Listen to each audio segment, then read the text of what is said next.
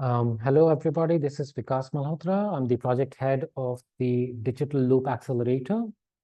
I welcome you all, and such a pleasure to see you all and see your interest in the Digital Loop Accelerator, which is based on a slightly new concept for Albania. And because it will require some explanation with some examples, so that's what we are doing right now. What we'll do is we will talk about two case studies. We will bring two startups in. The first one is called Montreet from Austria, and then it will be followed by the next one called Twice Commerce from Finland. It's important that the audience, our potential startup applicants, our people interested in the digital loop concept, they understand well the concept of digital loops and before they apply to the Digital Loop Accelerator, which is a venture studio where we'll be creating 10 new startups based on standard ideas. So people choose from 5 standard ideas and they spend 4 months building startups quickly. Not too much technology is required to, not too much time or money is required to build the technology. They can be built fast.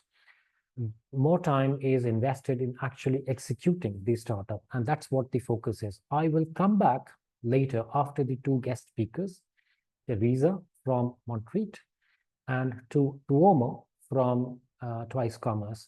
First, we'll go with Theresa. We'll have about 15 minutes of her time with 5 minutes of questions and answers, and then Tuomo will take over with about 30 minutes of presentation on Twice Commerce and with about 10 minutes of questions and answers. So I will hand it over to Theresa from Montreet to talk about one of the digital loops that we define.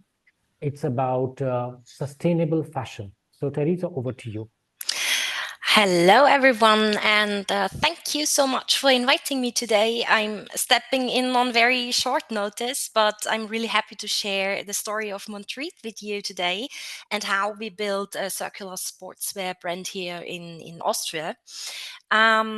Now I know that many of you may not have a much background in entrepreneurship, if I'm right. So my goal is today is not to overwhelm you with theory. Instead, I want to show you some practice and a real example how circular business is can start small and generate revenue early and grow step by step into a sustainable company.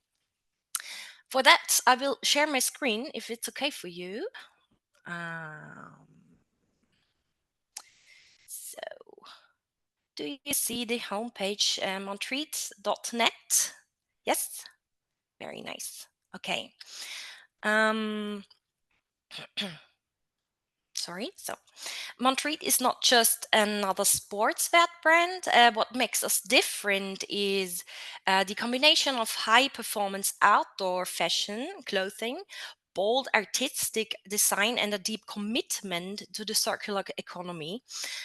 We collaborate with Austrian artists and create one-of-a-kind prints, and every piece tells a story. But more importantly, every decision we make is connected to sustainability and circularity.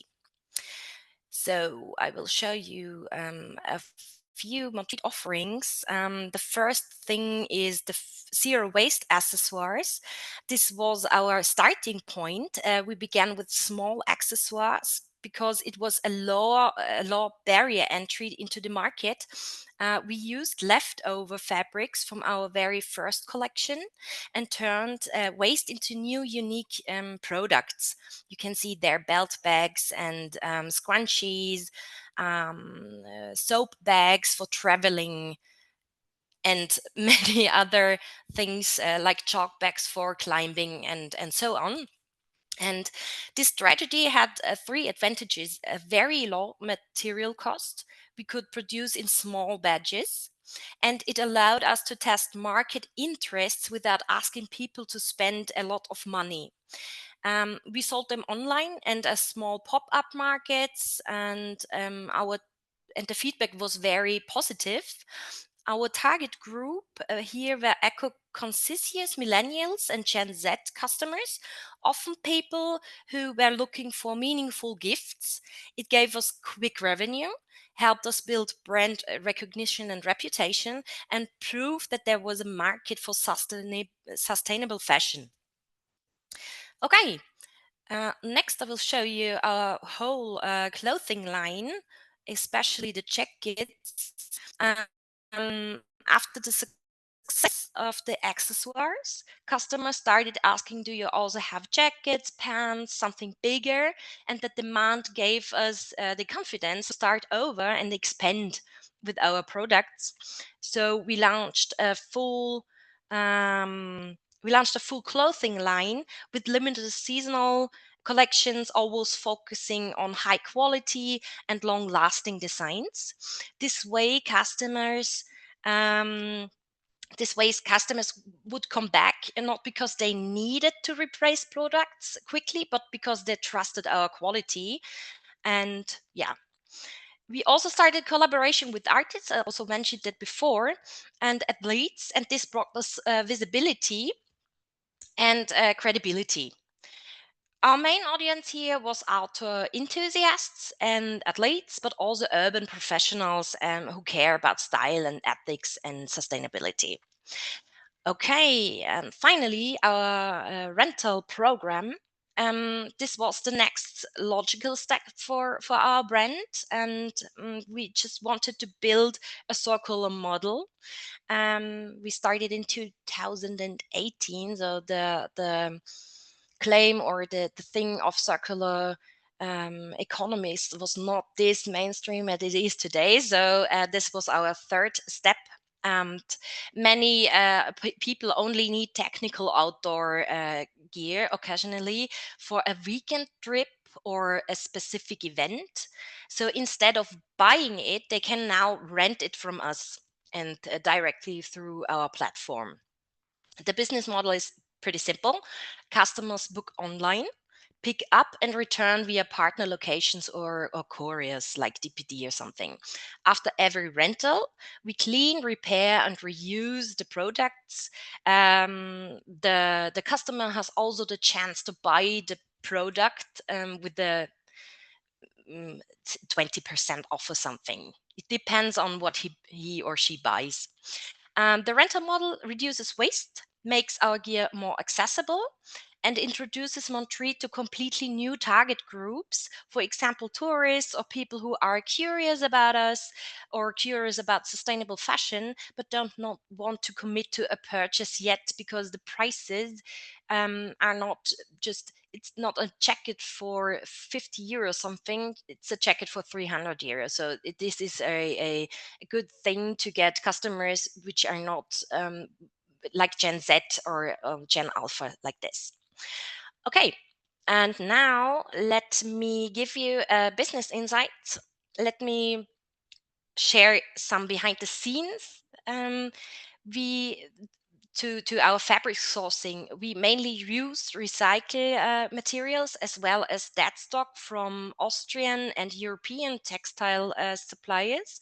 We collaborate only with partners who are committed to circular practices.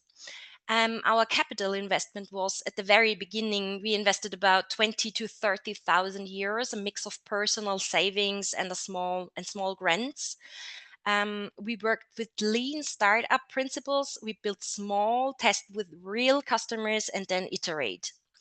And about the inventory, we kept inventory low by working in small batches, using pre orders and just in time production. We also reduced prototyping costs through digital product design. So, the last point is delivery and logistics. We outsource warehousing and fulfillment to third party logistic providers. For rentals, we work with local courier providers. And we also use repack, reusable packaging system in Austria. So even our shipment process is circular. Yes. What were our journey and lessons? In the very beginning, we built our online platform on Shopify, which customizations that allowed us to highlight our storytelling and product transparency. Our first big product launch was a jacket through crowdfunding. And here is something important for any entrepreneur. We generated revenue within the first 3 months. The early validation gave us the energy and resources to continue on this stock of revenues. Of course, there were many, many challenges. Educating customers about circularity took time and it lasts on. Rental logistics were not easy for us, and balancing sustainability with profitability is always a challenge for us and the whole market, I think. But we also had successes. We won several sustainability awards, we built a loyal community, and we became one of the go-to brands for circular sportswear in Austria. And but let's talk about the mistakes too. At one point, we tried to scale too fast. We also didn't invest enough into marketing in the beginning. Both of these slowed us a little bit down. And here are my key lessons and advices for you. Start with a simple offering. Don't try to build everything at once. Use waste as a resource. It's cheap and it tells a powerful story. Generate revenue early, even on a small scale. Be transparent. Customers value honestly much more than perfection. Think in loops. Design everything to be reused, rented, or recycled. Focus on logistics early because circular businesses need strong systems to succeed and also strong partners um, you can rely on. And for the last thing I want to say is, so I want to summarize. Montreet started very small with accessoires made from scraps. We listened to our customers, expanded step by step, and always kept circularity at the heart of what we do. Um, if there is one message I want to leave you with is don't wait until everything is perfect. Start small, generate revenue early, and build your circular model piece by piece. And yeah, okay, I was very fast. Thank you for your attention. And I'm would love to hear your questions right now. Thank you. Great presentation, Theresa. Actually, it was not fast, at least because I know the concept. I was able to Yeah. understand everything. Okay, that's fine. While I am pleased, to the audience, please send us your questions. We have 5 minutes for that. But while we are waiting, one question to you, Theresa, would you have an understanding of which stream? So you talked about 3 streams, like the zero Mhm, waste, which is making products from scrap mhm, material. The mhm. second one is sustainable clothing, environment-friendly clothing. The third one is rentals. Do you know, Yes. like, the breakup of revenues, how you're doing, how each stream is doing, or are they same, or No, one of them is no. picking up really fast? Yeah. The zero waste products were picking up very fast, and it is a good thing to get to get the customers catched up for Montreat. You know what I mean? So the small pieces and the story behind it is a very good door opener for the whole Montreat brand and the whole awareness we had to tell our customers and the market actually. Yeah. So if I should scale it, I would say the best working thing are the zero waste products. Afterwards, there are the jackets and then the rental system. Very interesting.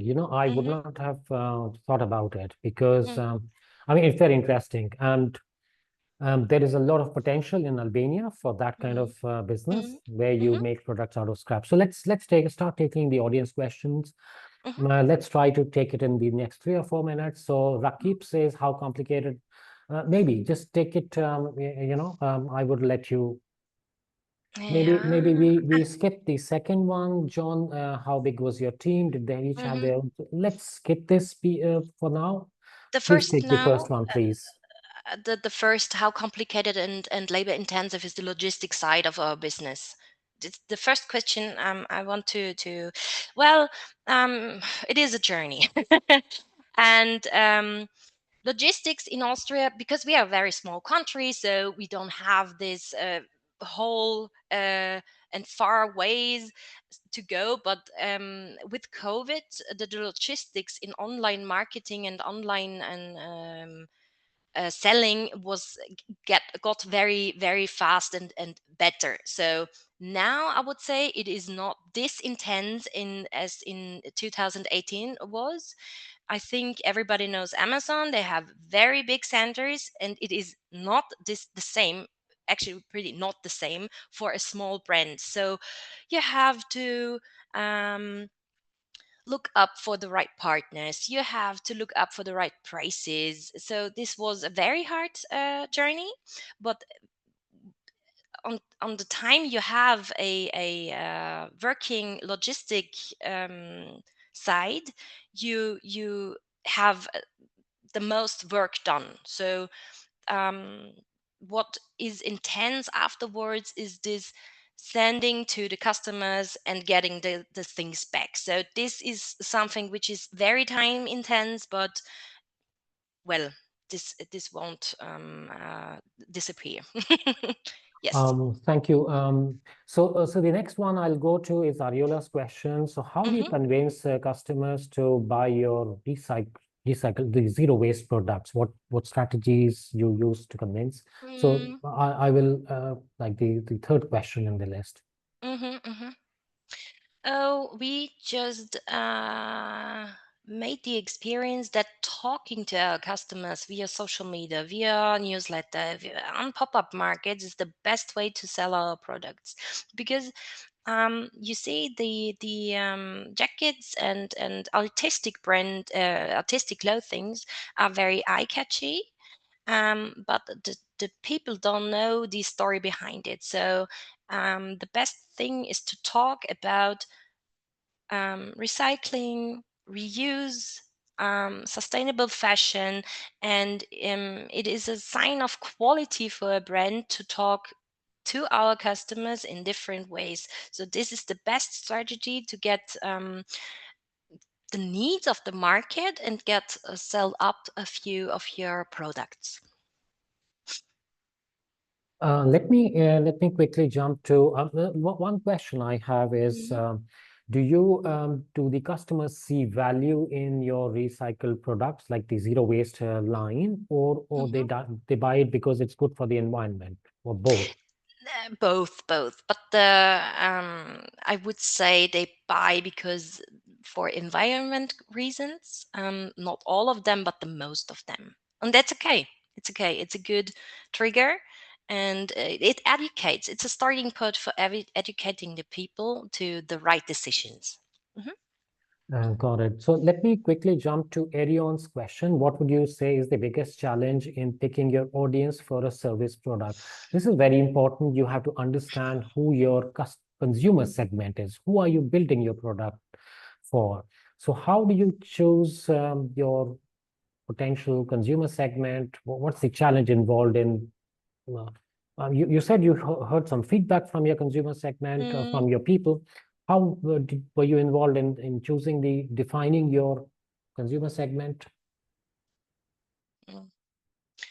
I think the problem is that you start with selling your products and think about a specific type of customer first. And this picture of the persona which is buying your things is not the real persona.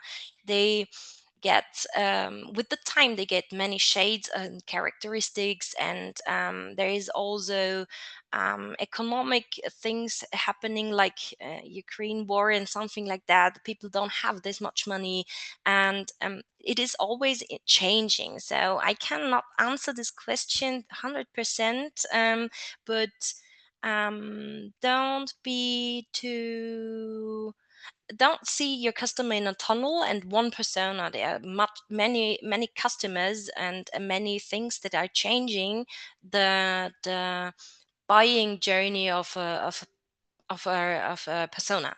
Yeah. Theresa, I will please request you to take the last question because Tuomo is waiting, and it's a good question. The anonymous attendee has. I'll let you read the question, the last one.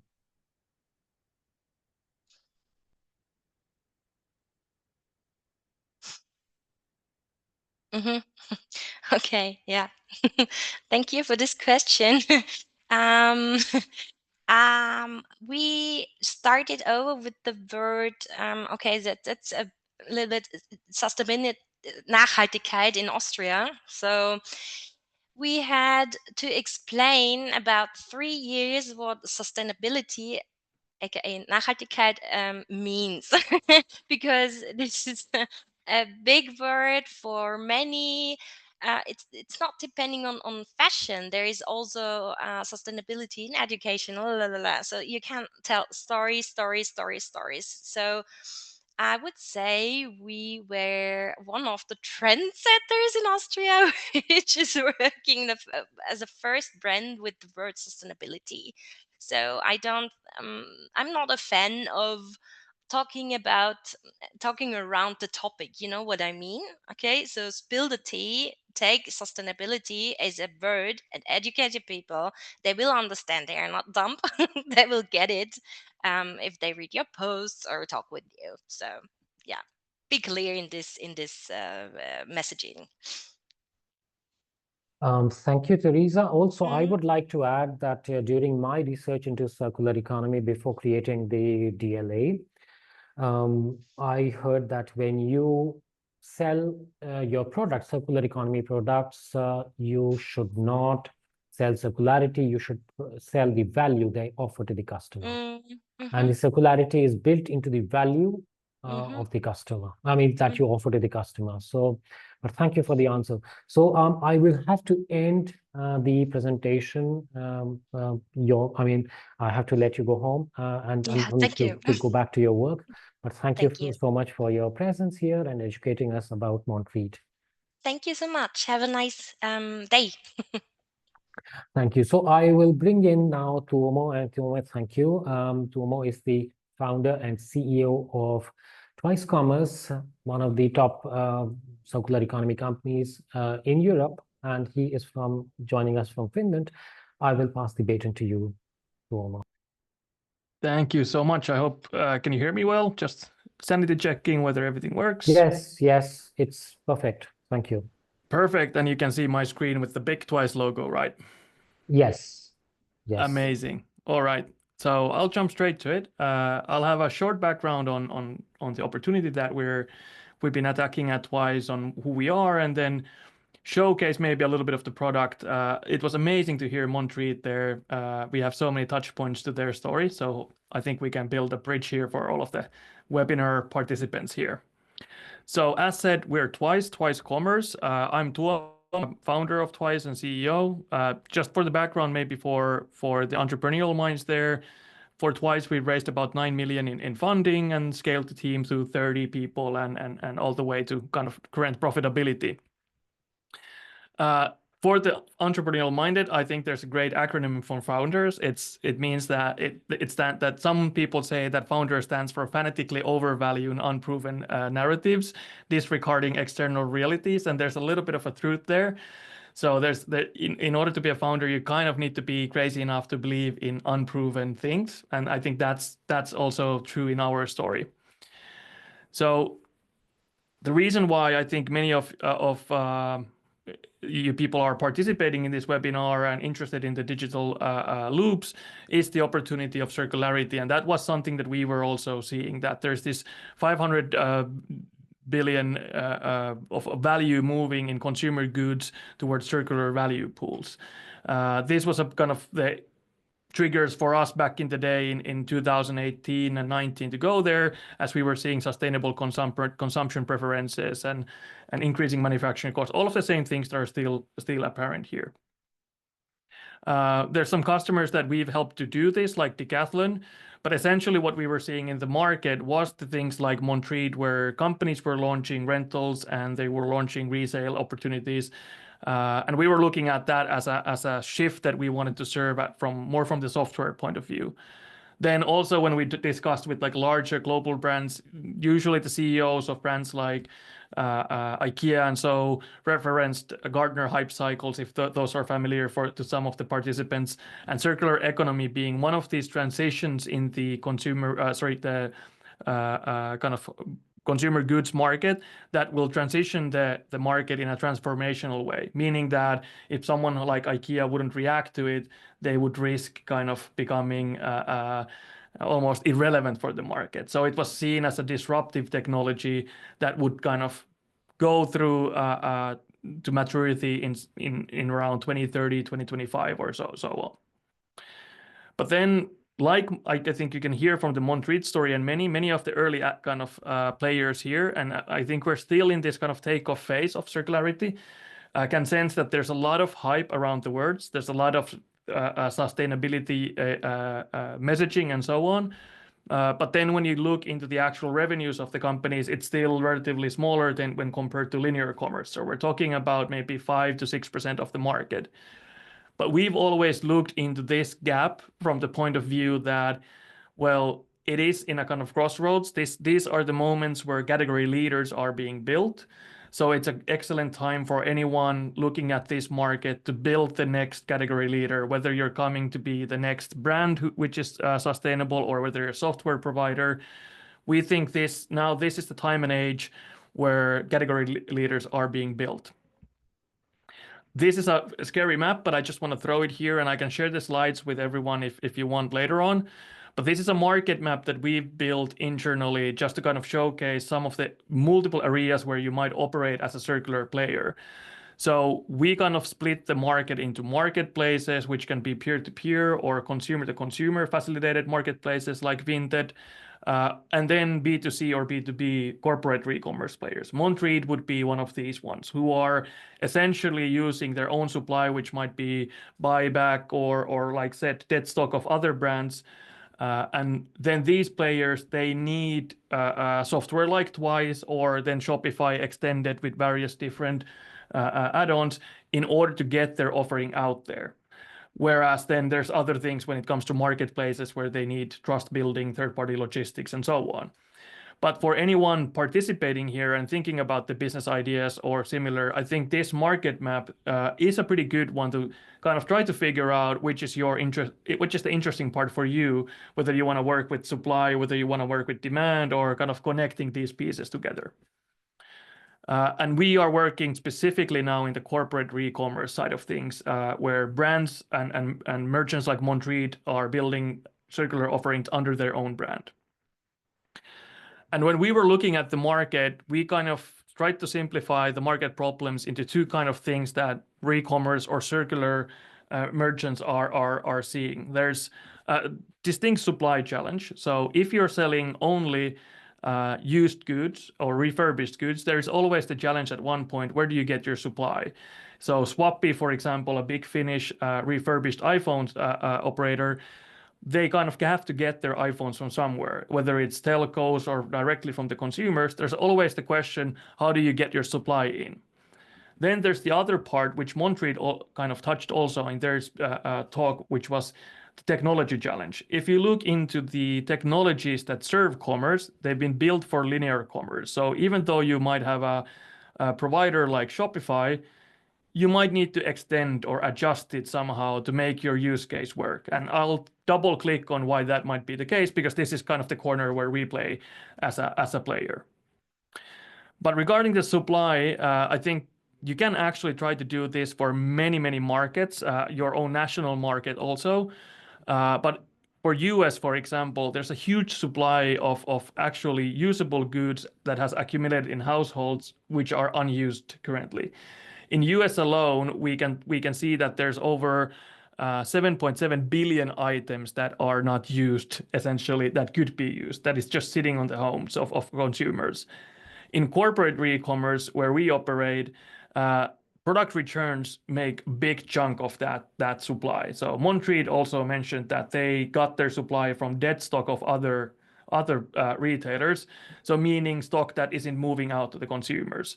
Product returns might be another one where they're not able to sell the good anymore as new, so they need to get rid of it or somehow incorporate it into a circular offering. So the supply is there. Usually the challenge is just how do you invite it in, just to put it out there. Then when we look into the software piece, this is kind of what we're focused on when we're serving the circular re-commerce side of things, so circular commerce. We've tried to simplify it that there's kind of three main things that you need to take into consideration in the tools that you use or the tools that you build. Either you need to have, so you need inventory capabilities that is kind of acknowledging the fact that every good is unique. It's either unique in condition, thus its price point, or its usage history. So if I take two iPhones in from a consumer, one of them might have a broken glass and the other one not. So this puts pressure into your inventory system on that. You kind of need to have an inventory system that acknowledges that every item is unique, even though it's the same stock keeping unit. The other very complex thing that Montreet also touched upon is that circularity has a lot more complex order lifecycle than linear commerce. In linear commerce, many retailers have gotten used to the idea that it's a pick, pack, ship operation. I get an order in, I pick the right stuff, I pack it in a box, I ship it, and I forget, right? When it's about circularity, you actually start to get receiving of the items. That's why rental shipping is usually quite hard, probably something that Montreat could acknowledge also, meaning that you receive items, then you kind of need to inspect them, what it is, grade it, potentially refurbish, restock it, and then resell it, and then again pick, pack, ship. So order lifecycle is a lot more complex. And then if you are selling access over ownership, so meaning subscription and rentals, that one item might have 500 different orders to the future, meaning that anyone kind of supporting your inventory management like we do for our customers need to constantly uphold a timeline for each one of these unique individual items to make sure there's no double bookings and so on. So it's actually quite complex world to solve, and that's the one that we've been solving as a company. So just another way of looking into it, if you're building a circular operation, you have to figure out this a lot more complex order life cycle and figure out, are you kind of handling all of that? Are you partnering with people there or companies like Montreat has done, or are you just kind of offering some of these as a service? So for example, receiving of items, you might get your supply from product returns, from a buyback and trading program, or just returning rentals, essentially, if you're running rentals. Then you always go through some kind of inspection, grading, and potentially refurbishment process. So I can name a couple of our customers later on. Some of them do all of this internally if they have the know-how. Some of them have partnered with refurbishment centers that specialize in certain capabilities. Companies like Swappy, for example, build their competitive advantages around capabilities, for example, in this part, where they have capabilities of inspecting, grading, and refurbishing iPhones better than anyone else in the world. Then there's the whole restocking, where you kind of need circular stock management, the things that companies like Twice might help you out with. And then the whole resale side of things, you kind of need to figure out your storefronts, the kind of the Shopify side of things that Montreat mentioned there, that how do we actually put the offering out in a way that all of this is synced together. And this is where kind of Twice comes into play. We are, if these players like Shopify, Magento, BigCommerce, other commerce platforms are building their inventories to support SKU level, we do this serialized inventory, meaning that every item is tracked uniquely. And you can see some of the other things that we take into account natively in the platform, but it stems from like inventory tracking to listing creation, order management, to supply management. All of these things fundamentally change a bit what do you need from your solution. So I had a video here. We're going to skip that because I understand that there's no sound, but you can go check it out from our YouTube channel. I think it's the first video that is there. We just uploaded a new version because we noticed that it was a bit old. So you can go check it out. It's a video that captures from a customer's point of view, how do we actually change their life? But the main point is that essentially we are Shopify for circularity, meaning that we offer a commerce operating system for circular players. The main things that they get is that they get a white label online and in-store channel. I'll demo that in a minute. And then on the back office side of things, they get your standard capability of building resale listings, being able to track a serialized inventory and customer lists, and all of the kind of plethora of things that you need from a commerce OS. And before jumping into the demos, kind of telling the story on how we got there, we were founded in 2019. We were doing founder-led sales, essentially knocking on doors, building software as we talk with the customers. We were focused on in-store rentals back then because we kind of thought that that's the kind of complex thing to do. Then COVID hit, we expanded to online rentals, of course, because in-store wasn't a concept during COVID. And then we, at the same time, expanded to product-led growth, meaning that instead of just selling or knocking on doors, you could actually self-sign up on our website, set up your store that way. Of course, introducing new challenges on how to build UX that is simple enough for someone to get started. Then we slowly started expanding to rental, being a rental operating system. So we kind of focused on that rental piece first. And then, as you could probably hear from Montreet speak, we've been expanding to resales because then resales is a bit bigger market than rentals. And now we're soon launching at the end of this year a new platform, which is kind of re-commerce OS. It's completely rebuilt. And there we've gone from things like Wix partnership to partner-led sales. So most of our customers actually come to us via inbound, either organically or then via partners that locally sell our solution as they serve the merchants locally. Thus far, if you want to put us into numbers, we've had about 43,000 lifetime signups to the system. There's 125 million that has been processed with our system, out of which 53 million used our payment processing. And we've served about 2 million end users. So maybe to categorize that into like entrepreneurial thing is that the more we've learned, the more we've understood what the market needs, the more we've kind of had orders and things go through us. We've learned what's bad in our old system. We've understood what's good. And we've been able to kind of constantly adjust and pivot our company, our brand, our offering to the right direction. And currently the best understanding is that the world needs a re-commerce OS. So just stay tuned for the 2025 end of launch. We're going to be talking quite a lot about it in our channels. But if you go after this talk and you go sign up to our system, it's going to be completely rebuilt. You're going to get a couple of sneak peeks on the new system. Depending on when you're planning on launching your circular business, I would give our solution a go, especially the new one. It's purpose built with the largest customers in the world for things like reselling and buyback and rental operations.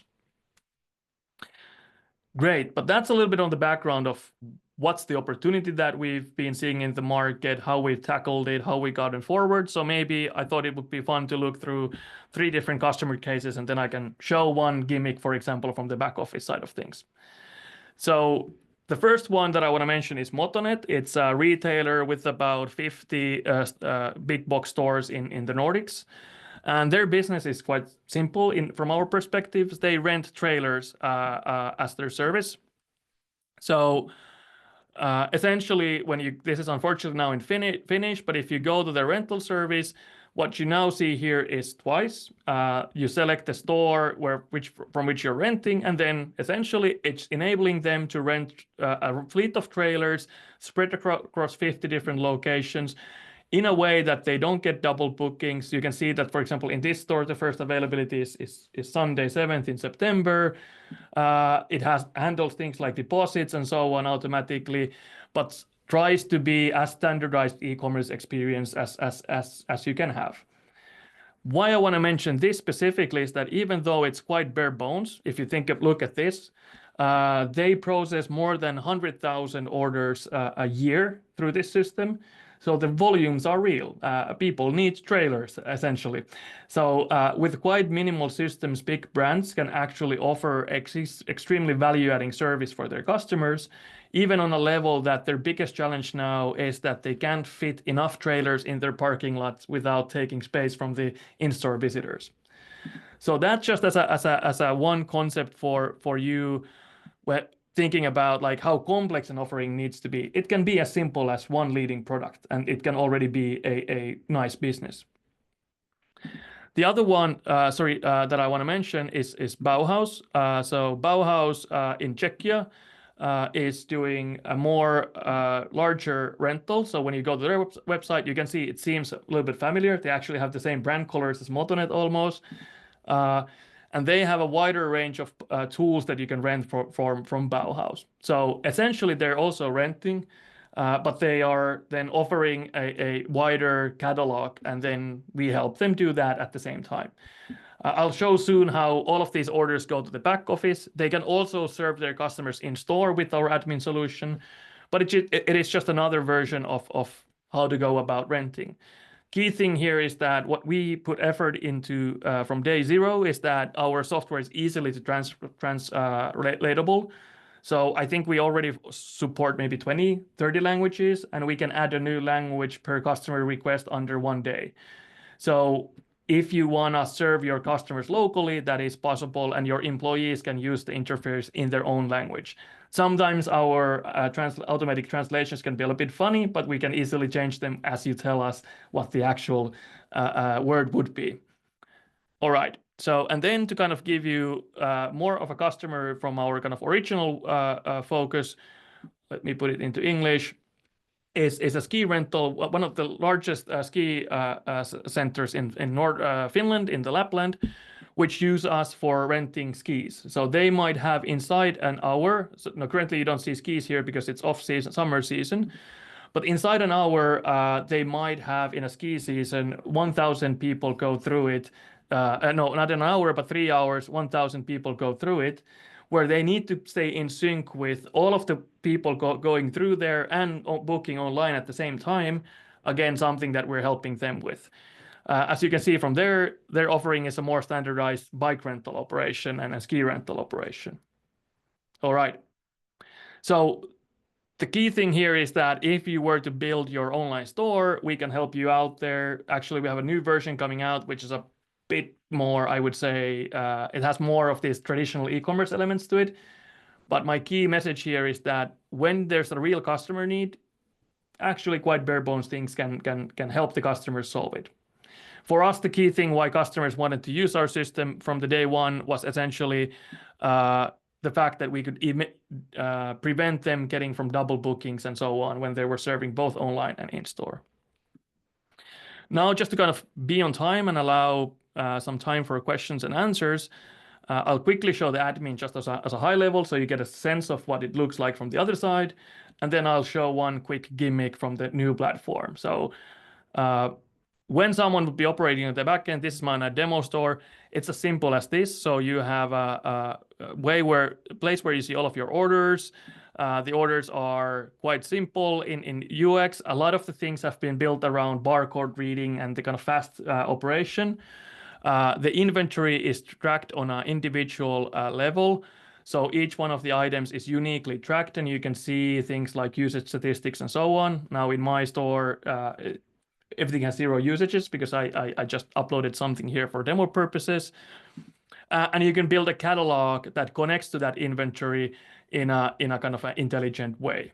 Just to kind of, and from this point on, it is at the end of the day, a lot of just kind of setting up of rules on how your operation works and setting up multiple locations and making sure your inventory, marking, for example, maintenance for your inventory items and so on.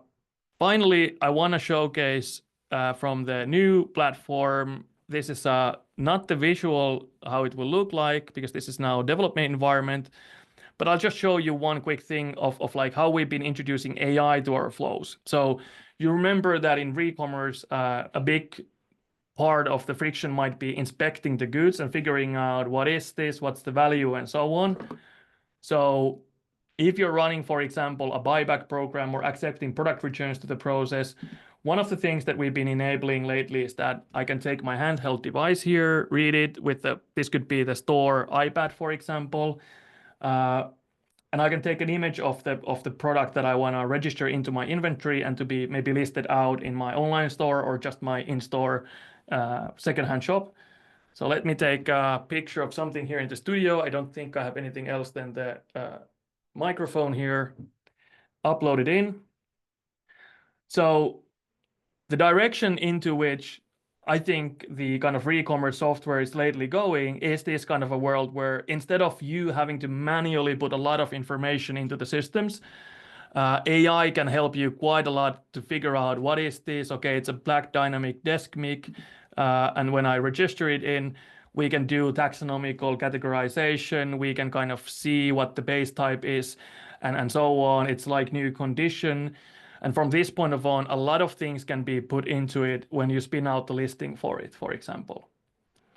So a key thing around these like re-commerce OS systems is the flexibility of you being able to register unique items. Potentially, if you want, you can categorize it into your own SKU space and say that, okay, it's a microphone SKU, so that later on you can reference this category of goods with a simple tag. But the key thing is that you have information like condition or financials from each one of the items uniquely, so you can decide when to sell or rent them as you want.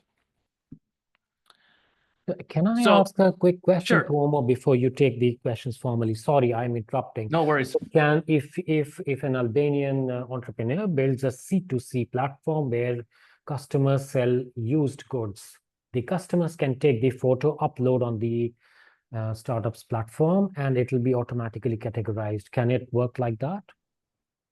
Well, if you remember, Yes, our please. focus is more on the B2C, so it would be kind of that you have a buyback where the customer sells it to you as a business. If it would be completely C2C, we might be able to help in some parts of that, but I would actually say that companies like ShareTribe might be better serving that. But if you are a startup who wants to build, for example, a company like Prenew in Finland, who refurbishes gaming computers and then sells them forward, that kind of process where the customer takes the image can help the company kind of already know what's coming in, figure out the value of that and what they might offer to the customer, and then all of the inspection processes there.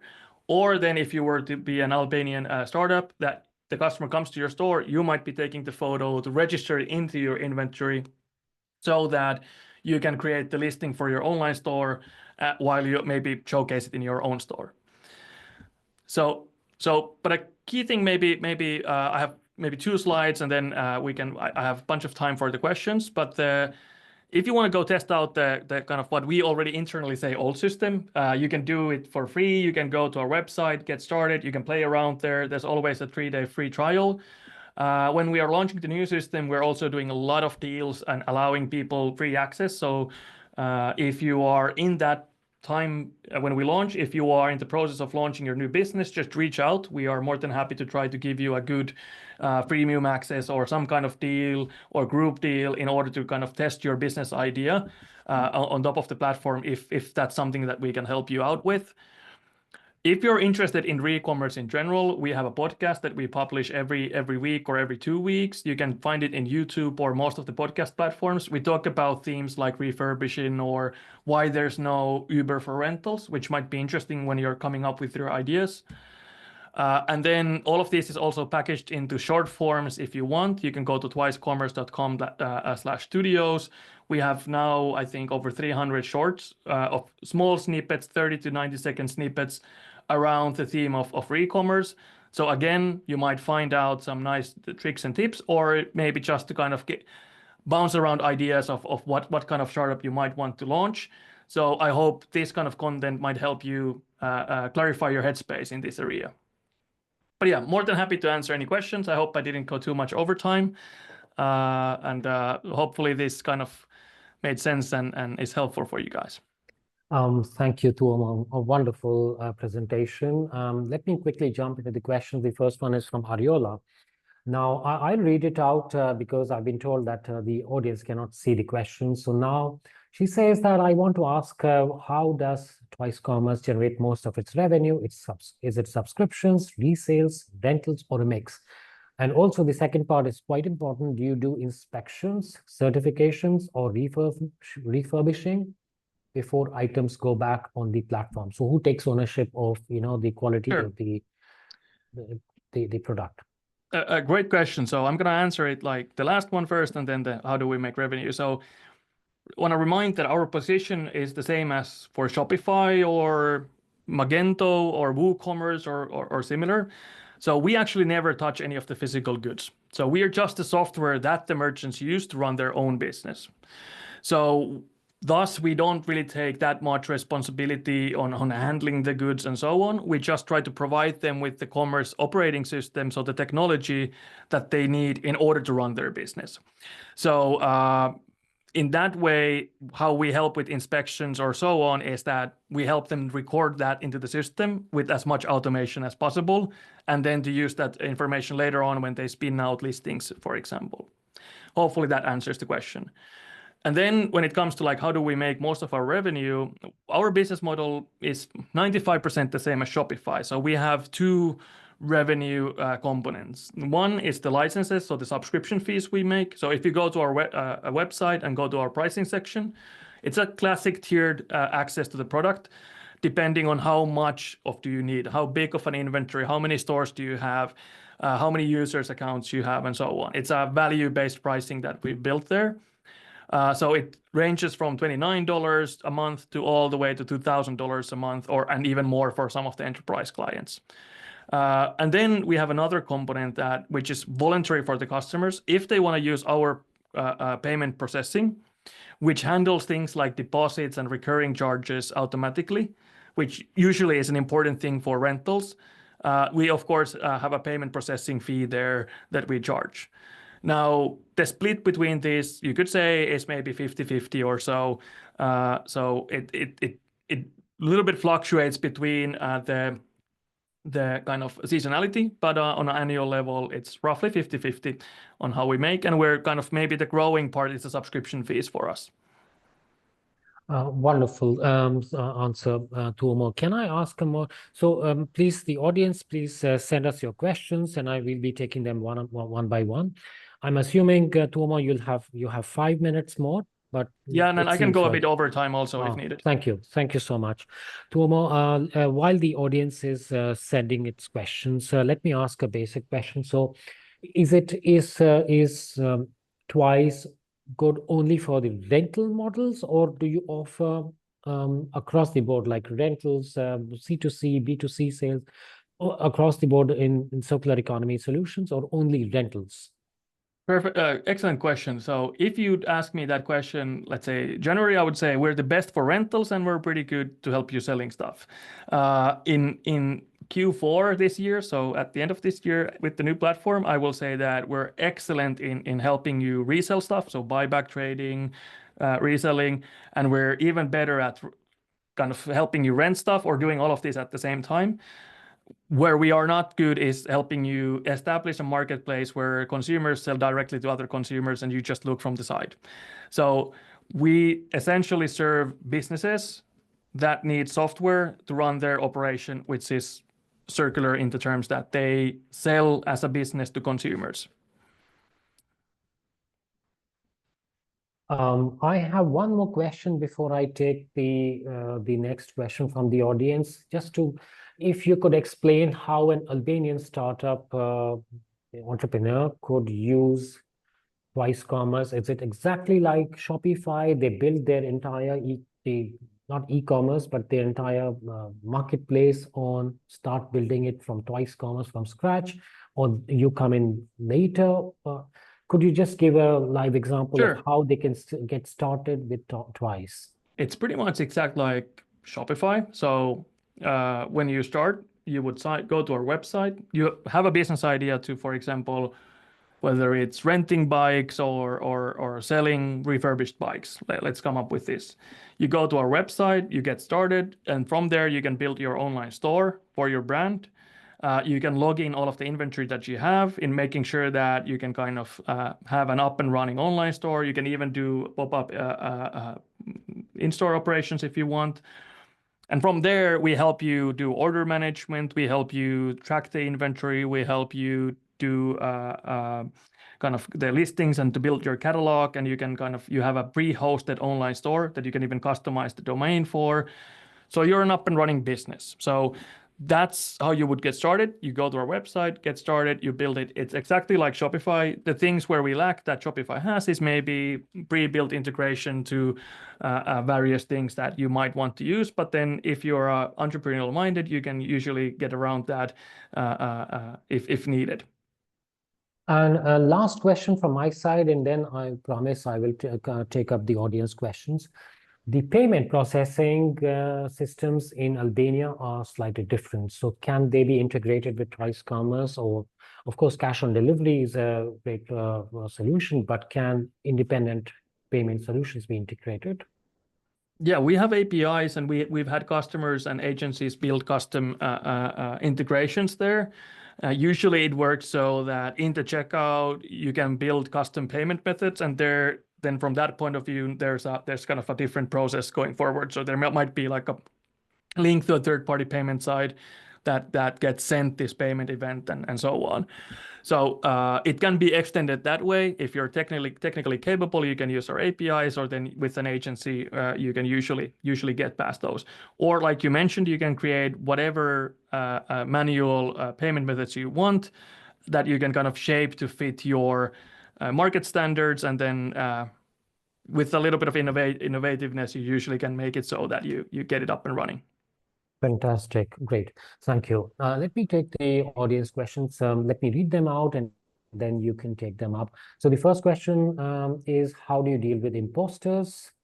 The second one is, since our topic is a great question from Sarah, since our topic is circular economy, could I shape my project around increasing sales by removing single-use plastic and instead introducing reusable fabric bags for deliveries in retail?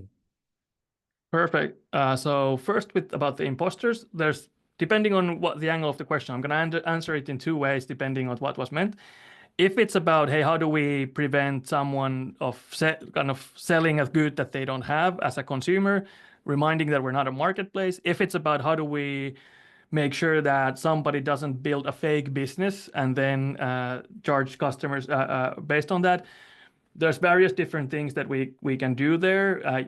Usually, it is not the responsibility of platforms to do it, but for example, if you want to take payments into use, you go through KYC processes, and you need to have some documents in place already as a business. So in order to get there, you would need to do quite a lot of things that get through KYC checks, and there we are partnered with the world's best. So I would assume most of imposters getting caught there. But maybe as an anecdote, we do get the occasional sign up, which is, I think, okay, is that new business ideas that get built on the platform quickly, and that gets tested on the market, and they just test whether they would get an order or not without real payments. And that's, I think, standard smokescreen practice in startup idea validation. Now, regarding Sarah's question on could they shape their idea around increasing sales by removing single-use plastic in shipping and deliveries? Excellent idea. I think I've seen those kind of services in the market. We probably wouldn't be a helpful solution there, but that's, I think, an important part of the circular economy journey, where it's good to remember that everything is every shipping kind of has the counterpart built into it almost. So you have a lot of reverse logistics happening. If you rent purely online, you kind of have to sell the returning bag with the original bag that you sent out. If those are reusable by material, and even actually then by the use that it has the return label built in, all of that reduces the footprint quite nicely. So sounds like a great project idea from my perspective. And we've seen actually profitable companies being built around this. I think there's a Finnish company called Repack. They just got acquired, but essentially their idea was similar in that space. And also maybe to even more for Sarah's project, I think things like payments, but shipping is also very regional. So I think those are the opportunities in it where you can replicate a lot of success from another market. So you don't have to reinvent the wheel every time. So it's almost like food delivery players in the early days. You can look into these opportunities, see how it was pulled out in like Germany or somewhere else, and essentially try to copy the best, because the regional advantage that you anyhow need to build, you can focus on that rather than reinventing the whole operational process. So I think shipping and payments is an area where you can build a lot of regional value quickly by looking at how the same idea was pulled off in another national market that can't yet expand to your market. This is a very good point. This is the whole crux of the Digital Loop Accelerator. That is, don't imagine your own idea. Start with what's working elsewhere and copy paste initially, but it will evolve. It will evolve into a unique solution over the course of time, which is very fitting to Albania and the Balkans. So don't. I think this is a great suggestion. Yeah, 100%. And I think it's also for the entrepreneurs. If that day comes when a big global player would start to expand to your market, it's a great position to be. You are likely to be in a very good position, and rarely these kind of things are outcompeted. They're usually something they're acquired, which is usually then positive outcome for many of the local players. So Sarah has a follow-up question, and I think it's in line with what Montreet was telling us. So could I design my project around increasing sales by replacing single-use plastic with reusable fabric bags for deliveries made from leftover textile scraps from garment factories? Yes, I think that's a great way to put it. Like how I would frame it is that it's the same way as Montreat. It's looking at where do you get your supply. If you look at leftover fabrics or dead stock like Montreat had, you usually are getting your supply cheaper. Then if you have the know-how on how to turn those fabrics into packages, then your advantage to the market is the fact that you probably have lower production costs as others in the market. And then you will probably enjoy all of the sustainability benefits. So sounds like a great initiative. Armir is asking, how is renting done between business and client? Does the platform offer a ready-made document? I mean, you can answer the question as it is, but if I could add, if you could give us how does renting typically work? I mean, from your experience, Tuomo, what is the commonest business model used? The revenue sharing, how does it work? How does just in words, like Sure. you don't have to show something, but how does the returning process also work? So what's the complexity involved? In practice, most of the new companies, they start by face-to-face in-store operation. So that usually means that it's the renting that most of you have at some point in your lives tried. It's the going to the corner shop and renting a bike, or going to the corner shop and renting a car when you travel. So it is often built around figuring out, is there some kind of a regional thing here where people would be willing to rent rather than buy the item, tied to travel quite often. And from that point on, if you start that business, it is essentially as simple as making sure that you're visible in the world, hopefully even more than just like in that physical location. Maybe you have that online store that you can link to your Facebook pages, and you can link into local websites that kind of market the local services there, and being able to accept prepaid bookings in. As part of that prepaid bookings, you usually have some kind of a rental agreement. So in Twice, for example, you can upload your own document. We do not offer a template there because the regulative scope in Finland, Albania, US, everything's so different. So there's really hard to say that, hey, here's a pre-made document for everyone. But nowadays with ChatGPT, you can quite easily build something that is good enough maybe for your own needs. And then we help you host it so that it's automatically accepted by the customers, for example.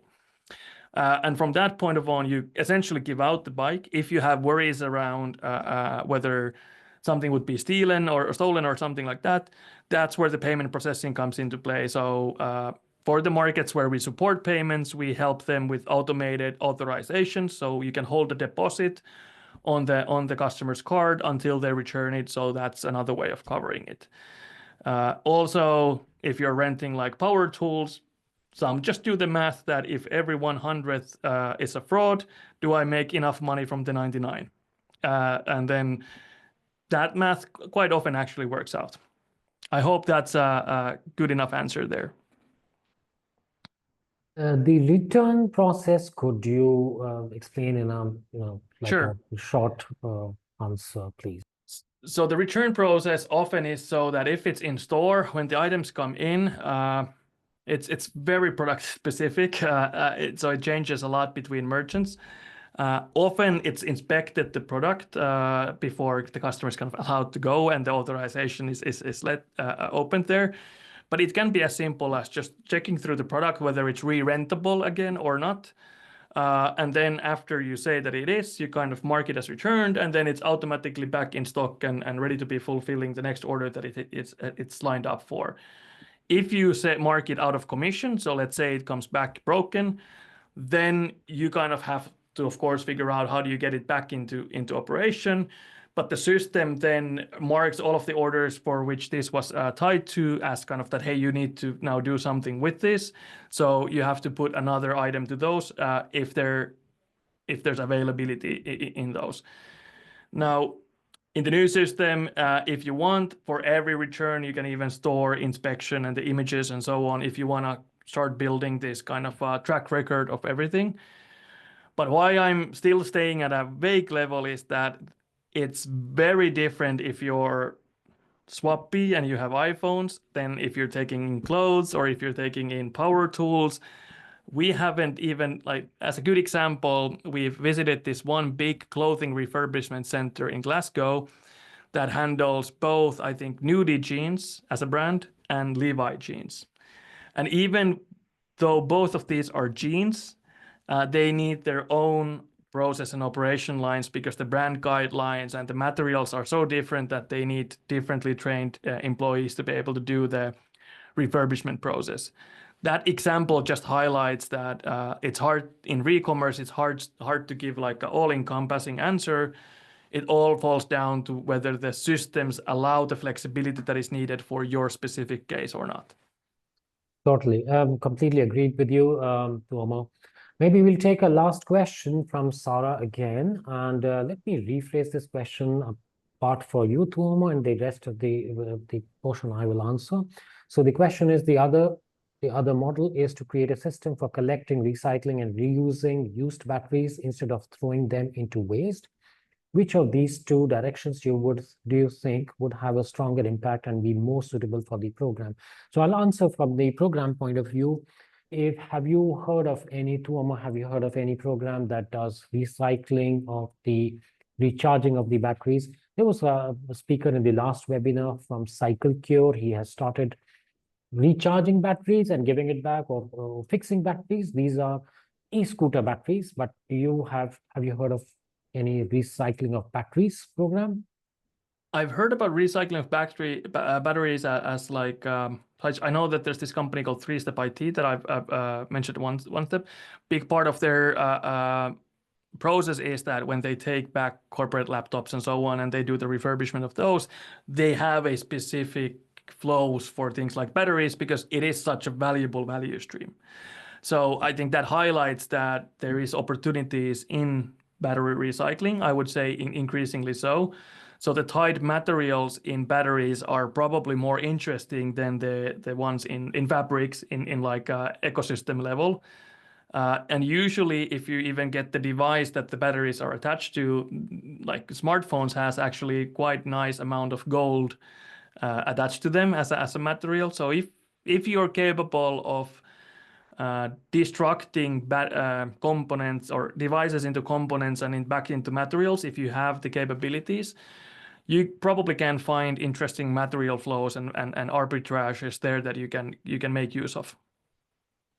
Is that a very capital intensive business when you take apart the battery or the computer and take out the gold from it or other metals? It's I'm not a professional there, but what I can comment on some discussions that I've had is that that's where you can kind of, well, going back to my first slides where I was saying that there's this amount of unused items sitting at the households of the world.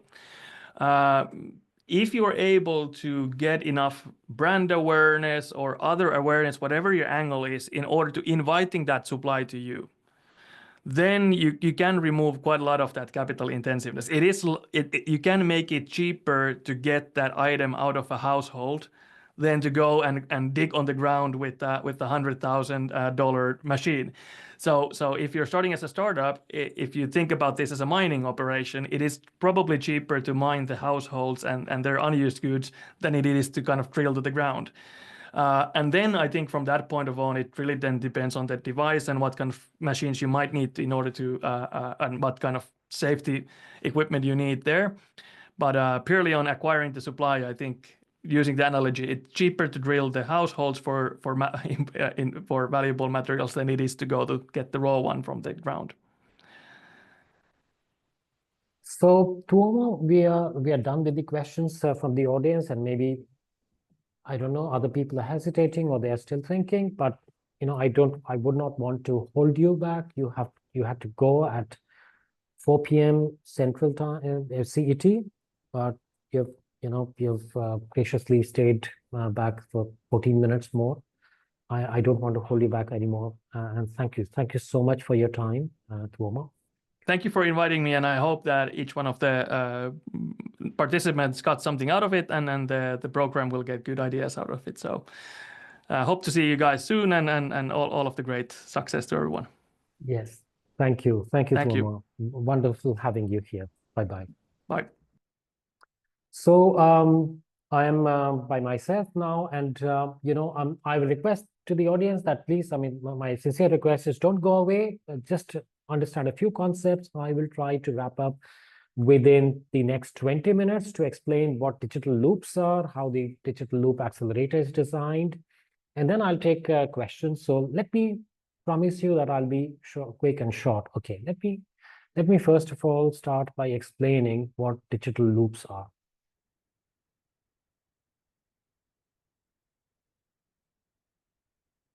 Okay, here is a standard presentation that I'll be showing. So I will split. I will interchange from the presentation. I'll go to the actual demo of a few startups at appropriate moments, so that it's not boring for you. So generally, when we hear about circular economy, what images come to our mind? So first of all, let's see what circular economy is.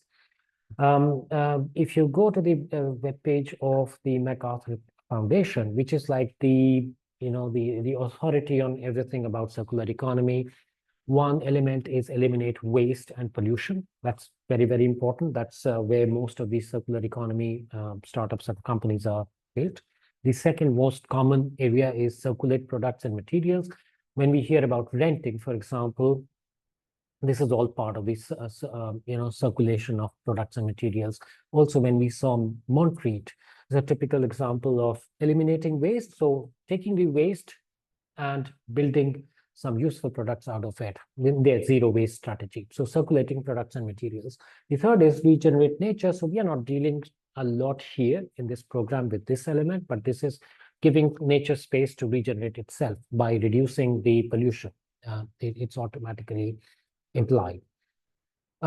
When we typically hear, when I was doing research in circular economy about a year back, what was the image in my mind? What is circular economy? Typical images that appear are, okay, you have plastic bottles, there is a process to recycle them. But if you see the image carefully, you take plastic bottles, you use them, you throw them in the dustbin, and then there is a truck picking this up and taking it to the factory. And then some products are designed out of those reused plastic bottles.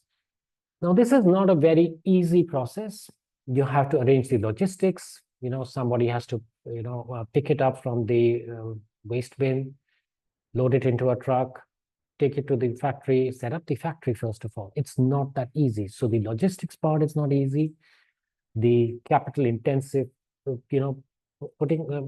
getting that money to set up the entire factory, it takes both. One is a lot of time, a lot of resources to set up that factory, to recycle plastic into something useful, the bottles into something useful. The same if you see glass bottle recycling. This is the image, the common image of circular economy. Take glass bottles, throw them in the dustbin, take it to the factory and then do something, make something useful. Very similar also, very common, tires, reprocess tires into something useful. Again, it takes a lot of capital, which is money and time to set up companies, to set up the, let's say the chemicals that reprocess the tires and so on. It's not easy. It's not easy. It's not quick. However, when we are talking about Albania and a startup program like this with limited amount of resources, the grant money is not, like in millions of euros. We don't have a lot of time to produce, useful startups that produce employment for the country. We are looking for something quick. And yes, we will be talking about startups which are in the circular economy domain. They are using recycling, refurbishing, reusing, refurbishing, which is a typical circular economy motto. And also, they are less capital intensive, they are quick to set up, and they generate revenues in a couple of months. So is this magic possible?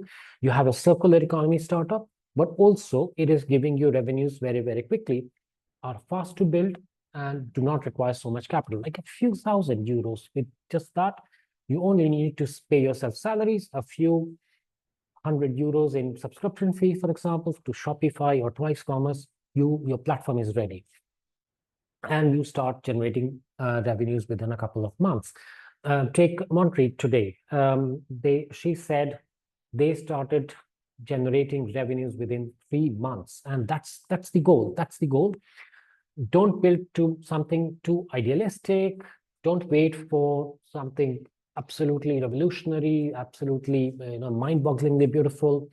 You have a functional technology, functional system, functional website, and application, start selling. And that's the focus of this program. So the answer to all these things, how do you build such a company, is via digital loops.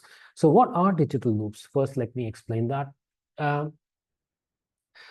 Digital loops are a standard set of models that all these successful companies are based on. So you'll also see Swappy, which Tuomo was mentioning multiple times, Swappy, which is a very, very successful startup. Twice is mentioned here. Also is Montreet, and a host of other companies. Munch has been in webinar 1.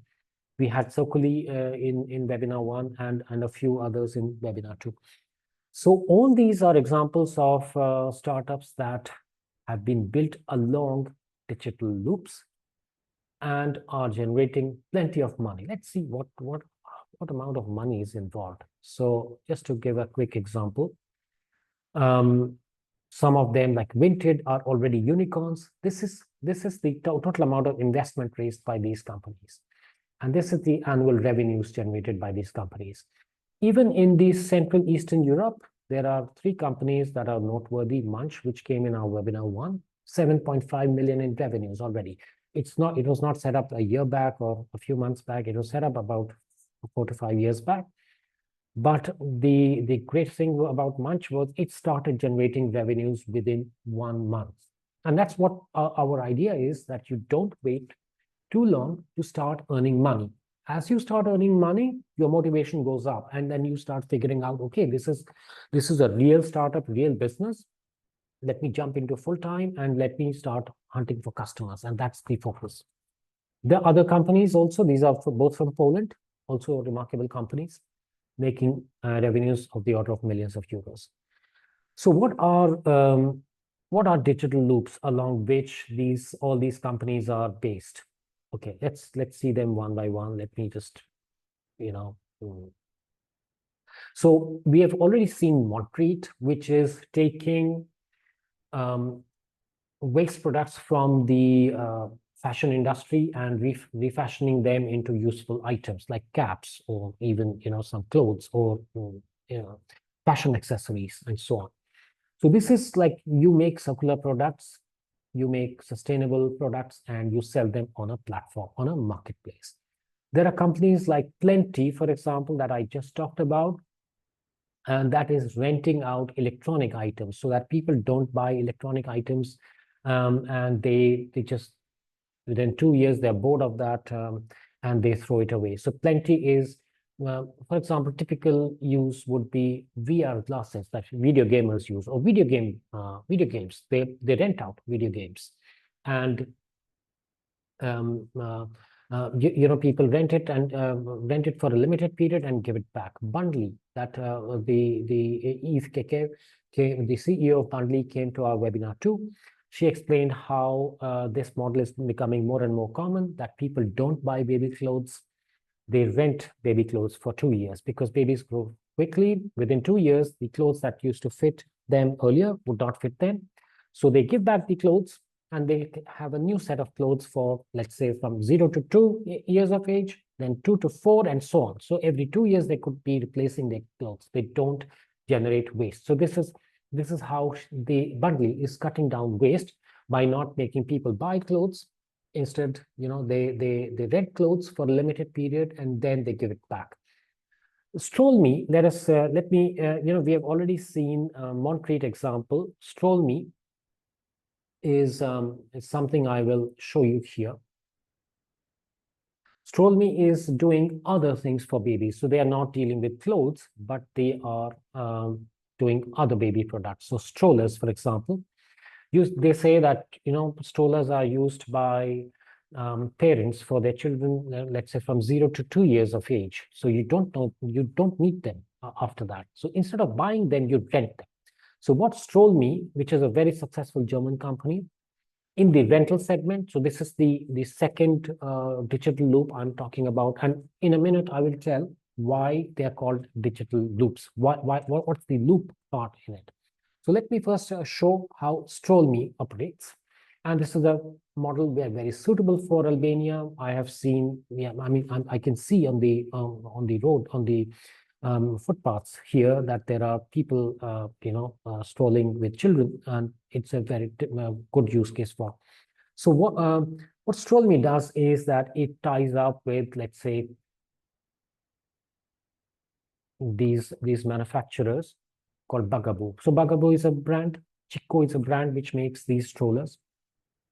They don't have inventory. They don't have a storehouse where they keep all these. They just tie up with the Bugaboo and Chico, these are brands, and they list their products on the platform.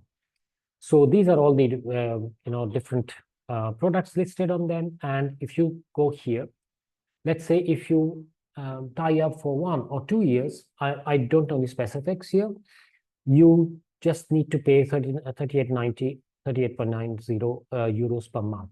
So the parents of the child pay this much money per month, and they can rent for 1 year or 2 years, and then they give it back.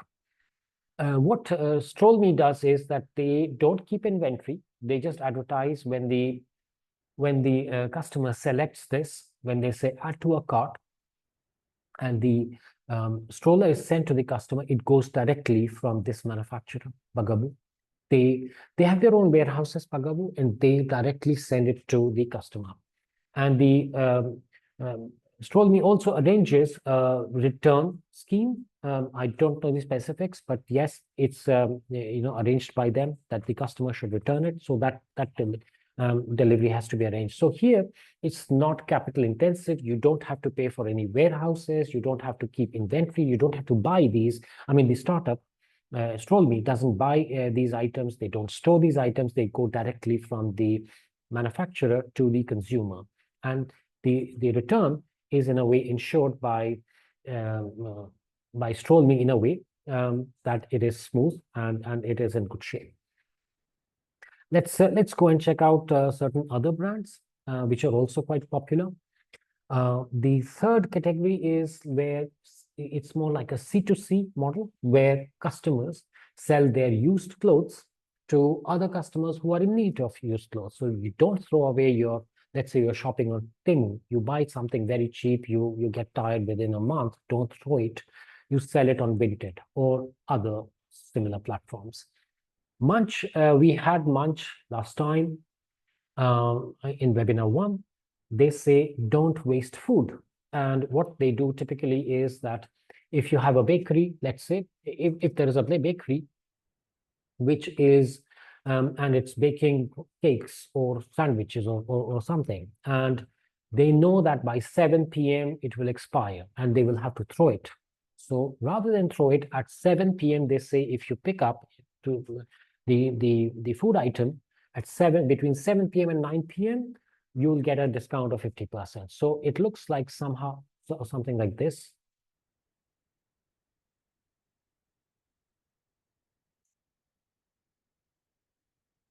So you have a typical item, let's take this one, for example. So they are operating in Hungary, Slovakia, and a few other countries. So this is a typical bakery in Slovakia. They are saying that if you pick up these items, there is a bunch of items. So it's a mix. It's like a mix of certain bakery products. If you pick this up between 5 p.m. and 6 p.m., you don't pay 6 euros for this, rather you pay only 3 euros. So you go there, go here. I think it's refreshed. So this one, for example, you go here, you choose the item, and then you order here.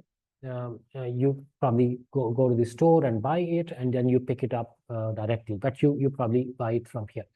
So this is typically showcasing what Munch does is it ties up with restaurants, bakeries, supermarkets, that, hey, if you are closing your store and a bunch of products is expiring, list them on our platform, and the consumers will check it out, they will buy it on our platform, and they will pick it up directly from your store.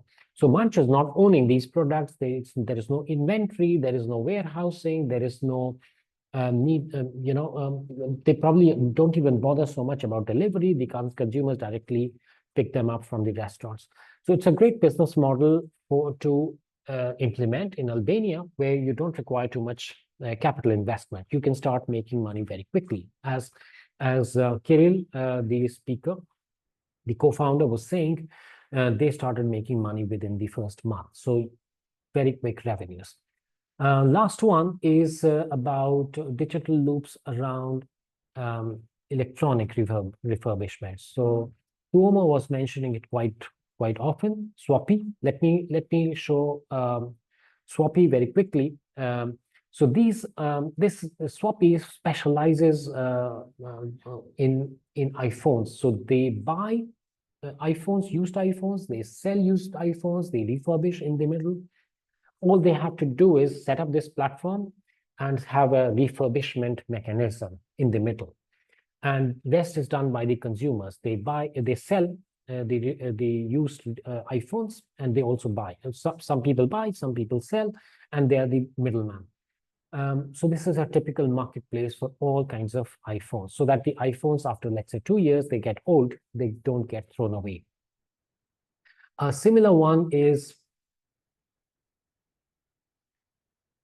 Circuli, a company from Germany, which is not just focused on iPhones, it's also into computers. So it does refurbishing of computers. You could decide whether you need to have a warehouse to store these computers, but basically it is about refurbishing old computers. You tie up with the brand, either let's say it's an HP, so with the local distributor you can tie up, they can do the refurbishing. And they can market brand as new, and then it gets sold here again. So you can be the middle person. You can also have a refurbishment center. But the important thing is that you tie up on one side with the brands or distributors of the brand, and on the other side with consumers who can sell and buy used laptops both. So you can become a marketplace. So essentially these models that we are seeing in Digital Loop Accelerator, they're more marketplace oriented. These are less capital intensive, give quick results, easy to implement, the technology to implement them. So let's see one typical model where you rent, and this is related to what Tuomo was saying. You have a typical marketplace, and it can be easily built on top of Twice Commerce, Shopify. These are Shopify. You might have heard this name several times. Twice Commerce, Magento. These are typical softwares on top of which you can build your marketplace. So you don't have to spend too much time building the technology. All you have to do is, if you're doing a rental, you have to sign up with some brands, let's say Decathlon, Zara, or H&M, or these clothing brands, and convince them that, hey, don't sell, rather advertise your products on my platform and rent them out. And on the other side, you start attracting consumers who come and check out these products. And then you enable a mechanism of delivery. Delivery from the big brand to the consumer and back. Then, because if it's a rental, it has to be given back to also. So there has to be some element of cleaning up, or making sure that the product is in good shape. So you have to do that. So it's a circular loop. It's a digital loop that you have to enable, and that's why we are calling them digital loops. Similarly, and here you will see a few examples. I'll show you on the website of Digital Loop Accelerator where you can download this presentation. In a minute, I will show you where you can download it to understand better, and how you can figure out which, you can actually Google them up and see how they work. And I will suggest that you do that homework before you start applying or take interest in the program. Vinted and other programs follow this digital loop, where the old clothes, the consumers, individual people, they advertise, they put their old items like jacket or bicycle or something, and they resell it on this platform. Consumers come and check them out and they buy. Here, this is not rental, this is buy. Munch follows this digital loop, which we just said, tie up with restaurants, advertise the products which are about to expire. Consumers check it, they buy at a discount, and then there is a way of delivering. The consumer picks it up, or there is a way of delivering to the consumer. Last one, the electronic refurbishment loop. And these are also described on the website. I will show you where. So let's see what the Digital Loop Accelerator is.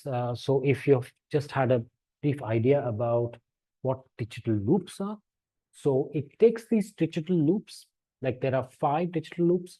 These are like 5 standard ideas. Don't spend too much time thinking about which idea you want to implement. Take one product, let's say babies. You want to do something for babies. So you can do the bundly model, which was bundly was this model. This was bundly, which says that, okay, we will rent out baby clothes. Or you can do stroll me, which says, okay, we'll not do clothes, we'll rent out baby items such as strollers or toys or bicycles. So you can decide if you want to serve the baby market, the parents, if you want to target the baby parents and do something for the babies or children. You can go either bundly, or you can go either stroll me, or you can decide maybe do a mix and match. It's your choice. So this is where Digital Loop Accelerator comes in. It says, don't spend too much time thinking about an idea. You'll think that there is a consumer segment you want to serve, let's say parents, tourists who rent bicycles, or computer users, iPhone users. One consumer segment, and then come up with this idea, present to us, and then start building fast. First of all, before explaining the program, let me say these are a few of the principles on which the Digital Loop Accelerator is based. So it's not an accelerator program, it's a venture studio. You don't need to have a startup. You don't need to have a startup. Rather, you apply as a team. You come in as a team of 2 people minimum. And I would advise that you have some kind of diversity in the team. Gender diversity is great, but also skill diversity. That is, if one person is a technical person, the other person could be good at sales. There's somebody who has lots of connections in Albania, who knows how to sell to large companies or partner with big brands. The other person could be great at marketing, because you have to attract consumers. So set up a team of 2, 3 people. You can set up to 5 also. We allow you, but we recommend 2 or 3. We don't accept single person applications. Then it takes the focus from generating like absolutely original idea that nobody has thought in the world, like your unique idea all over the world. Don't think about that idea. Don't spend too much time building the technology, or don't spend too much money on it. Rather, idea is quick, technology is quick. The main focus is execution. Start selling, start partnering with large brands or restaurants or something. Start marketing, attract consumers to your platform, and start generating revenue. And that's the key focus, that we will help you in this venture studio generate revenues within the first 3 to 6 months. And here, as your mentors, to help you generate revenues very, very quickly within 2, 3, up to 6 months, you will be guided by mentors from Albania, also international. Tuomo, he will be a mentor. Montreet, today Montreet was represented by a different team member, but its co-founder, Nadine, who could not show up because of an accident. She was in the hospital, unfortunately, today. She will be the mentor, and so on. The other speakers in the webinars, they will be mentors. And you will be guided by actual entrepreneurs who have built successful circular economy companies. You are not guided by theoretical people only. And with them, they will show you exactly how to start generating revenue. So let's look at how the program is designed. First of all, as I said, venture studio. It's a venture studio that takes in 10 startups. I'll come to the other parts, so let me focus here. It accepts 10 teams, and we help you set up the startup, which is a legal company. If you already have a startup, no worries. You can give us another idea. You can pivot. You can do a spin-off. We will recommend do not enter with the same idea that you had unless it conforms to the, more or less the principles of the program. And we'll help you decide. We'll help you decide there. So you can also apply as a startup, but basically we are more interested in the team, your team of 2 or 3 people. And before you apply, we strongly recommend, which you are already doing, you're attending a webinar and a seminar or a seminar. So webinars will be followed by the seminars. We'll have 3 official seminars, but also a few seminars here and there, which you can also attend. We have 3 seminars coming up in 3 different cities of Albania. They will be put up on the calendar. I will show you where to find the calendar and how to figure out which webinar or seminar to attend. Webinar, this one is the last one, but maybe we'll have one more for the diaspora network.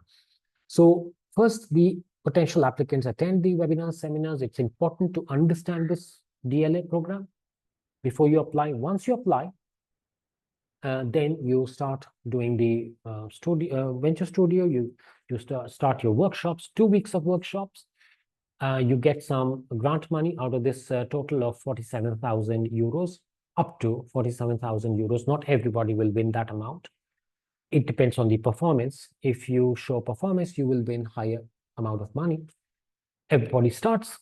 In the first 2 months, we'll be helping you, with the workshops. You'll have 2 weeks of workshop, and then the mentors. Mentors are all entrepreneurs, local and foreign.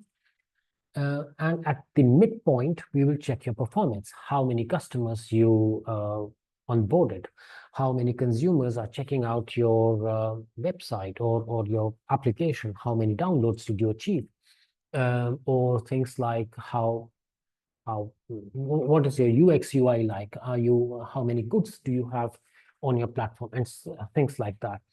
And the best performers, 5 top performing teams, will get the next tranche of grant money. The first tranche is 9,000 euros. The second tranche is 18,000 euros. And this is enough money for you to survive and pay yourself a decent salary, plus also invest a bit into your technology, which is not a lot if you build on Shopify or Rice Commerce, it's not a lot of money to invest in, and your platform can be quickly built. Your biggest amount of money is the human resource, your time. It'll go into your time, into your travel, meeting people, meeting clients, doing some marketing exercise, and so on. And then 2 more months of mentoring, and then we are expecting you to start generating revenue. And the 3 best performers will get prizes of 20,000, 15,000, and 10,000 each. So the more performance you show, the more money you get. The angel investors are ready to are already watching you. So we have 2 angel investors already looking at you. Looking at this program and ready to see, what are the startups coming out of it? And believe me, you will be, if you are generating revenue, the angel investors will be very happy to invest. So I've already talked about it. What are the stages of applying? Attend the webinars and seminars. We will be announcing seminars very, very soon. You will be watching from our partner organization, AlBuyCity. From their channel, you'll be seeing which are the seminars being conducted in Albania and in the neighboring countries. We will be coming to Kosovo and North Macedonia to do these seminars. So we'll show you where to find them. Then set up a team of at least 2 people, select a digital loop, one of them, or you can do a mix and match, submit a new idea. Like Sarah in the audience was saying, I have a great idea. As long as your idea shows how you can onboard customers quickly and generate revenue, we are happy to select you. We are happy to talk about your idea. So your plan, approximate plan. We are not expecting a very professional business plan. Now also, we're not expecting very thorough planning. Just a brief idea of how you will earn revenues, how you will build a customer base or consumer base, and then you apply. So whether you're eligible or not, so again, very quickly going through this, if you're applying as a team of 2 people or more, you're eligible. If you are applying as a single person, we discourage that completely. We will not select you. At least 1 person should be Albanian speaking. So if you're applying as a foreigner, absolutely welcome. But one of your members should be Albanian speaker, a native speaker of Albania, not necessarily a citizen of Albania, but a speaker of Albanian language. The last one is that if you have not gotten grant money in the last 12 months. So how will your selection be decided? So what are the important factors? One is your composition, whether you have 2 teams of minimum 2 people or not, and what's the diversity of this skill set. So even if you don't have experience, if you have some natural skills, mention those natural skills. Then what is your strategy? What is your plan? Which digital loop did you choose? Why did you choose it? What is your market like? Like how many did you assess some market demand? Do you think there is a market demand for this? So we'll ask you these questions. You will find them in the application form. And what is your innovativeness? How innovative your solution is for the Albanian market? So let me quickly finish the presentation. And now let me go and show you a few things on the website.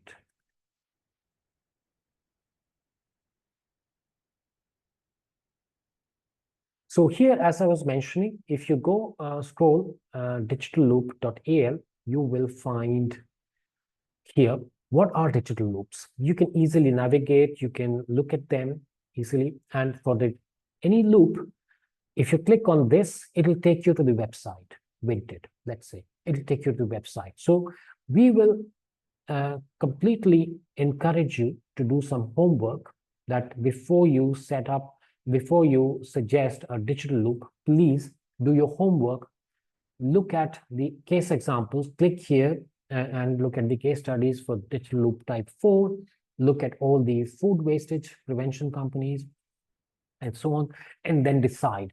We'll completely encourage you, absolutely encourage you to do your homework, look at the popular models, and then come up with your idea. Then check your calendar, keep checking this calendar. This is for August.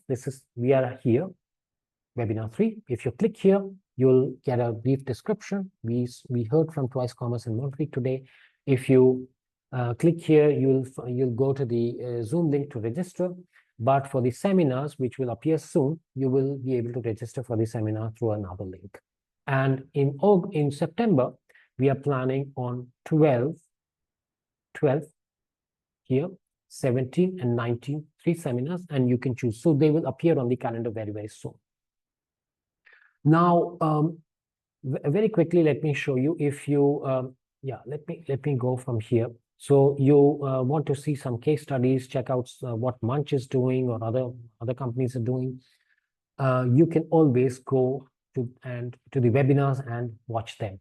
So you missed hearing from Kirill from Munch, how Munch works, or from Michael about Circuli. So go here, click here, and this will directly take you to the YouTube location where Kirill is talking about Munch, and you can directly watch what Munch is. Similarly, you can click here and it will directly take you to the case study where Circuli was being discussed. The same, we'll also upload today's webinar within 2 days, and you will be able to see the recording of Twice on Montreat, and you can educate yourself. But also we'll encourage you to go and check the websites of these companies, but also other companies. If you have questions, please do email us at this email ID, and we are checking and we are answering all the questions. If you need more information, these are all clickable. You can actually understand what digital loops are. Click here and the presentation opens. It explains everything about digital loops. So please go and read this. If you want to learn more about the guidelines of for the application, go ahead and download these guidelines. It's all in black and white, all very clearly explained. Lastly, I'll show you the application form. You can suggest, you mention your teammates, your team composition, and then you mention which digital loop you're choosing. So select one of them, or you can also say, no, I'm designing my number 6, which is unique to me, and I have some unique idea. Go ahead, tell us about that idea here. Give us a plan, what your strategy is, what your market would look like. It's optional, but if you give details, it's always better. And then you submit. So you have questions. I have shown you the website the email ID to write to. Please go ahead and write to us there. Let me stop sharing this and let me see if there are some questions. Okay, there are plenty. Let me come to the first one from Yona. Perhaps it could be helpful to inform the participant that there is a company in Albania that works with WEEE, electric and electronic equipment waste, called IB Recycling in Durrës.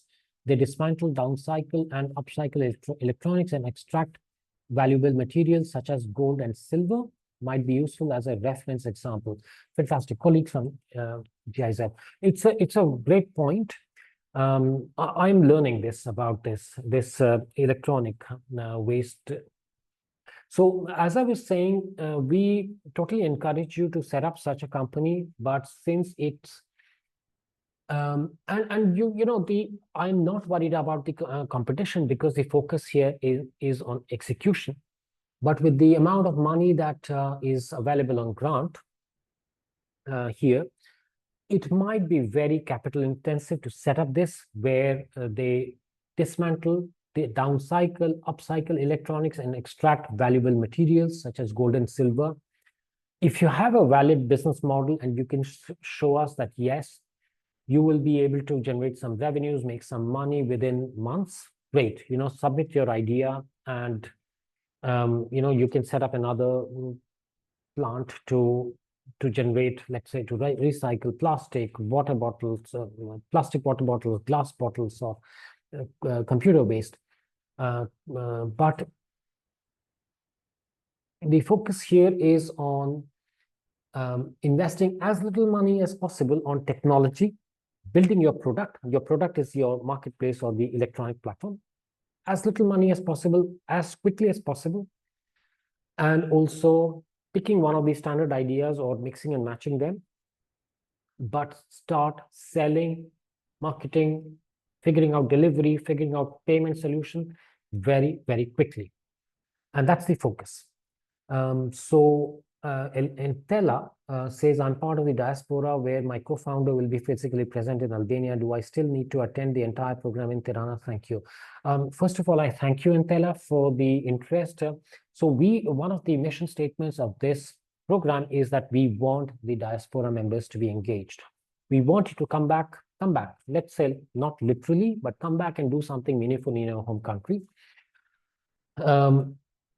When I'm here as an Indian citizen, betting my future in Albania, definitely there is a lot that Albania can offer you. So, and this program is in that direction.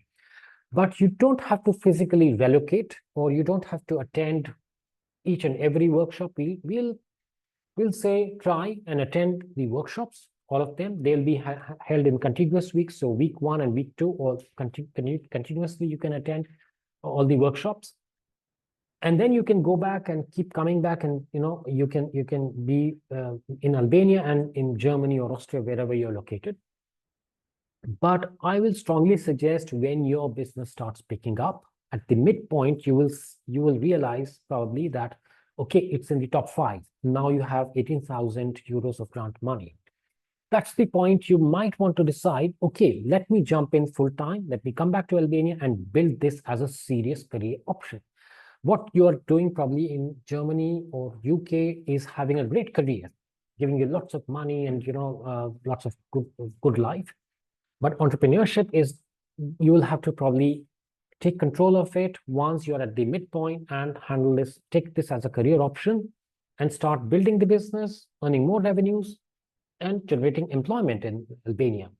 So you can keep sitting, your partner can attend all the workshops and do the also meet partners, do other things in Albania. But at some point you might have to come back and build the business, because 2 people are better than 1, on the ground here, because the partners, your manufacturers, your distributors, people who will be your sellers, will be here in Albania, and talking to them helps face to face. So totally you're eligible, but at some point you have to decide, okay, this could be my career option. John Rakipi says, eligibility question, my team and I have established a foundation or NGO. This legal entity is able to conduct business in Albania as long as profits are reinvested in that business. Would we be eligible to apply in the name of the foundation? That's an interesting question. Never thought about it. Startups are usually for-profit businesses. Startups are supposed to attract investment, and the co-founders should have equity. And the whole startup model is based on the rocket ship model, that you should develop sales very, very quickly. Your revenue should skyrocket at some point of time. Your valuation should go up. And at some point of time, you are acquired or you exit in some form. Angel investors put in money. Angel investors, VCs, put in money. Also, betting on the upside. That is, your valuation will go up. So they are investing money so that their valuation also goes up. The valuation of their investment goes up. So it's all a game of equity valuation, which is more suited to the startup or the for-profit model. So if you are not too hung up with the foundation, keep it running. But on the side, the same partners can set up a for-profit startup, split equity equally, or depending on how you do it. And set up a different legal entity and conduct this business of this DLA, this DLA startup, in the name of this new company. You can keep the name the same, but the legal entity could be different. I believe this is a great option because if you are already doing the foundation together, you already have some kind of partnership. You have some equation with your co-founders, your partners.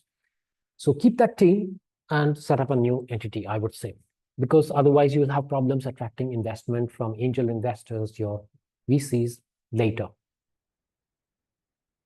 Okay, so I'm done with the questions, but I'll be around for a minute or so more to see if we have more questions.